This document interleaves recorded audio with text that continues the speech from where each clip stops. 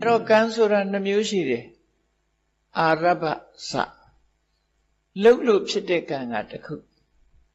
ဝိပတိတာရစထိုလှုပ်ခဲ့တဲ့မကောင်းမှုအပေါ်မှာစိတ်ပူနေခြင်းကြောင့်ဖြစ်တဲ့အကုသိုလ်ကံတစ်ခုတို့နှစ်ခုရှိတယ်အဲ့ဒီနှစ်ခုထဲမှာလှုပ်လို့ဖြစ်လာတဲ့ကံကပြီးသွားပြီနော်ပြီးသွားသည့်အတွက်ကြောင့်မလှုပ်ဘူးလို့ပြောလို့မှမရသည့်အတွက်ကြောင့်သူဟာမလှုပ်တာမဟုတ်ဘူးလှုပ်ပြီးသားဖြစ်သွားတယ်လှုပ်ပြီးသားဖြစ်သွားရင်ပြင်လို့မရဘူးဒါသဘာဝနော်ဘာပဲဖြစ်ပြောပြီးလို့ရှိရင်ပြင်လို့မှမရတာဒါမှမဟုတ်ဗမာစကားလည်းပြောတယ်လေစကားကြုံနှုတ်မရဘူးလှုပ်ပြီးသားဖြစ်သွားရင်လှုပ်ပြီးသားကိုဘယ်လိုလုပ်ပြင်လို့မရအဲ့ဒါလှုပ်ပြီးသားကိုပြင်တယ်လို့တချို့ကပြင်တယ်ဆိုတာပြောတာမှားပြီးတော့ပြောမိပါတယ်တောင်းပန်ပါတယ်မှားပြီးတော့လှုပ်မိပါတယ်တောင်းပန်ပါတယ်ဆိုတာစိတ်ထဲမှာဒါအတွက်တအုံနှွေးဖြစ်နေတဲ့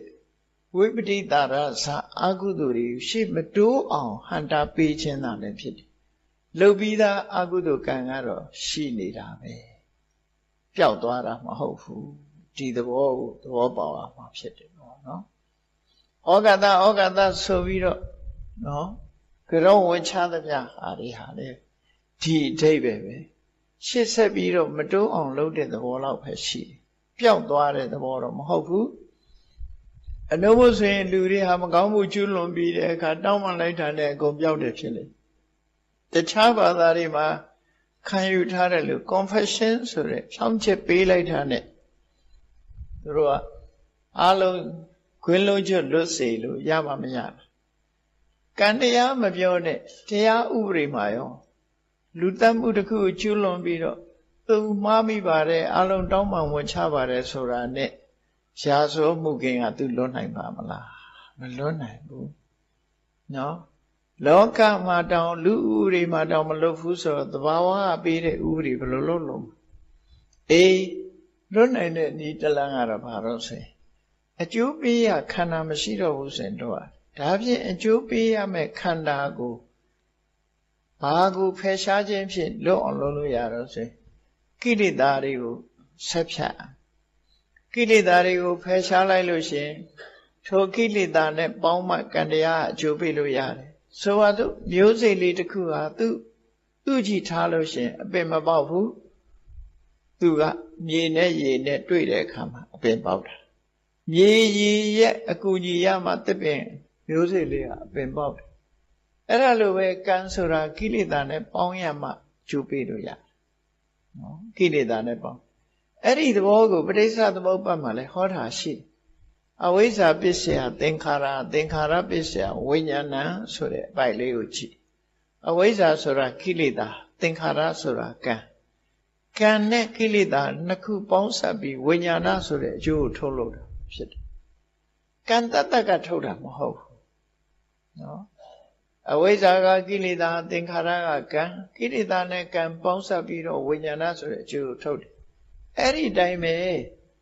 တဏှာပစ္စယဥပါဒနာဥပါဒနာပစ္စယဘဝပစ္စယဇာတိဆိုတာကိုလည်းကြည့်လိုက်တဏှာနဲ့ဥပါဒံကကိလေသာဘဝဆိုတာကကံကိလေသာနဲ့ကံနဲ့ပေါင်းလိုက်တဲ့အခါဇာတိဆိုတဲ့ခန္ဓာ၅ပါးရဲ့ဖြစ်မှုဖြစ်တယ်ဒါကြောင့်မို့ဘဝရလာတယ်ဆိုတာကံနဲ့ကိလေသာပေါင်းစားလိုက်လို့ရတာသာဖြစ်တယ်ပေါ့အဲ့ဒီထဲမှာအဓိကကြတာဘယ်သူတုံးဆိုရင်ကိလေသာအဖို့အဓိကကြဒါကြောင့်မို့မြတ်စွာဘုရားသခင်ကိုရောမြတ်ကဖျားဖြစ်ကိုရောက်တဲ့အခါစဉ်းစားကြည့်လေ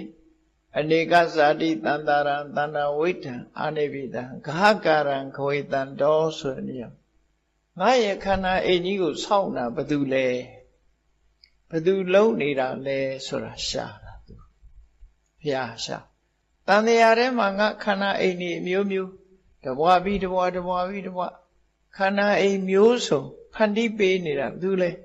ဆိုလိုတာခရီးတာဘယ်သူလဲလှုပ်သူဟာဘယ်သူလဲလို့လိုက်ရှာတဲ့အခါမှာဘယ်သူသွားတွေ့တော့ဆိုတဏှာဆိုတဲ့သဘောတရားကိုသွားတွေ့တဏှာဆိုတာကိလေသာပဲဒီမှာကံလို့မဟုတ်ဘူးမြတ်စွာဘုရားအဲ့ဒီမှာကိလေသာကိုအဓိကထားဟောဒါကြောင့်မို့လို့မြတ်စွာဘုရားဟာ ကံကိုတတ်လိုက်တာမဟုတ်ဘူးတတ်လိုက်တာဘယ်သူကိုတတ်တာကိလေသာကိုတတ်တာဒါကြောင့်မို့ဘုရားဥရန်ပြုတဲ့အခါတဏ္ဏနံခယမစ္စကတဏှာကိုကုံစီတတ်တဲ့အရတ္တဝရတ္တဖို့ငါရလိုက်ပြီဆိုဘုရားရတာဟာတဏှာကုံမှုကိုရတာပဲနော်တဏှာတန်လန့်ကနေပြီးတော့တဏှာချုပ်ငိမ့်သွားတဲ့အဆင့်ကိုရတာဟုတ်သူရတယ်လို့ပြောတာအဲ့တော့ကံတရားတွေကမကုန်သေးဘူးဒါကြောင့်မို့မြတ်စွာဘုရားသည်ပင်လေပေးစားရတဲ့ကံကြမ္မာဝကြွေးများဆိုတာ12ခုရှိတယ်ပိဋောတိကကမ္မပဒနာဘုရားကိုယ်တိုင်ပေးဆက်ခဲ့ရတဲ့ကံကြမ္မာဝကြွေးတွေရှိနေသေးတော့ကံတရားကတော့ရှိနေဦးမှာ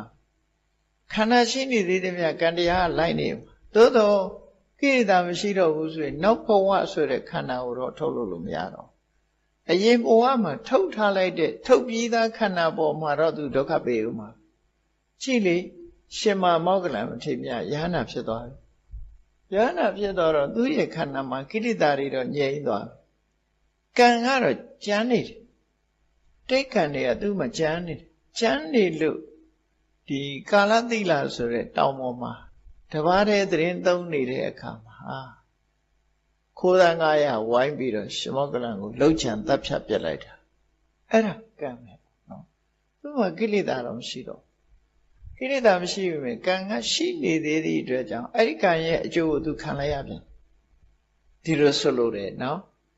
သို့သောကိလေသာမရှိသည့်အတွက်ကြောင့်အဲ့ဒီကံတွေကနောက်ဘဝခန္ဓာတစ်ခုတော့ထုတ်မှာမဟုတ်တော့ဘူး